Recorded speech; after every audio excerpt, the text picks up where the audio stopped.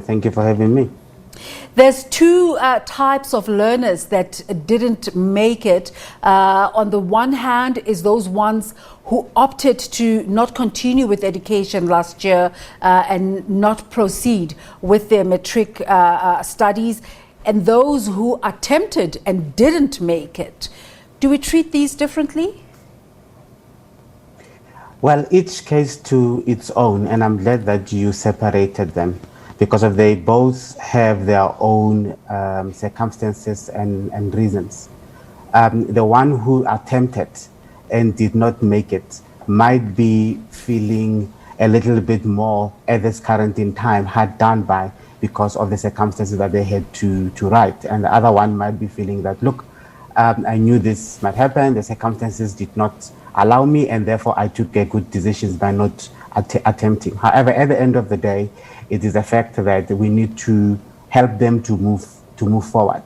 There are those who attempted, indeed, we need to encourage and take heed and to their courage to having attempted the exams, and then we look into what and how they performed and how we can go forward.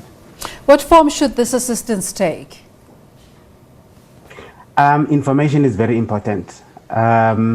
It is very important for the learners to know what options are there, especially those who attempted, what options are there for them that they can take. The basic Minister of Education, the ministry talks to the second chance opportunities. You can repeat if you choose to do that. You can either modularize, look into the few or one or two of those subjects that you did not perform well, and then you can take them again and write in June, I think. Or the another important option again is looking to the angle of TVET colleges.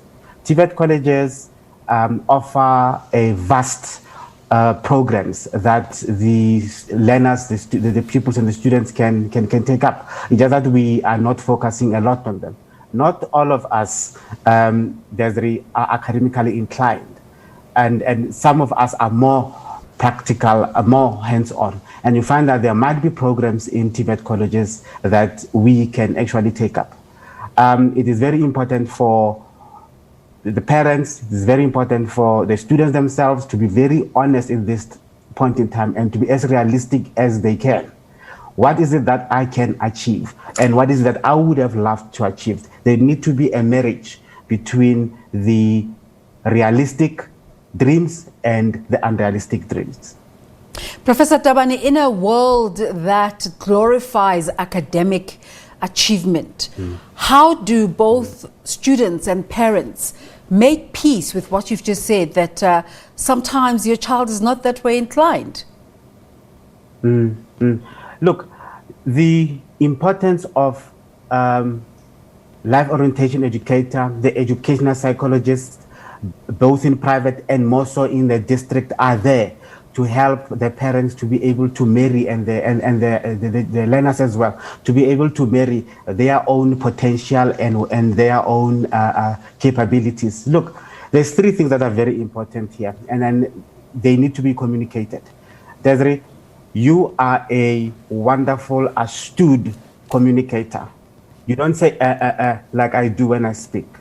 Therefore, we need to focus on your strength. There might be another one who his constitution is far much stronger than mine or yours and can stand the side of blood. So we need to marry what is your potential, what is your personality, and what is your interest. Because if we miss any of that, then we will have a difficulty, because of learning also goes with your interest and your personality. So if there is a mismatch between the subject that the learner has chosen, the subject or the career, that the degree that the learner has going to choose, we are going to be at the same spot again where we are talking underachieving or non-achieving.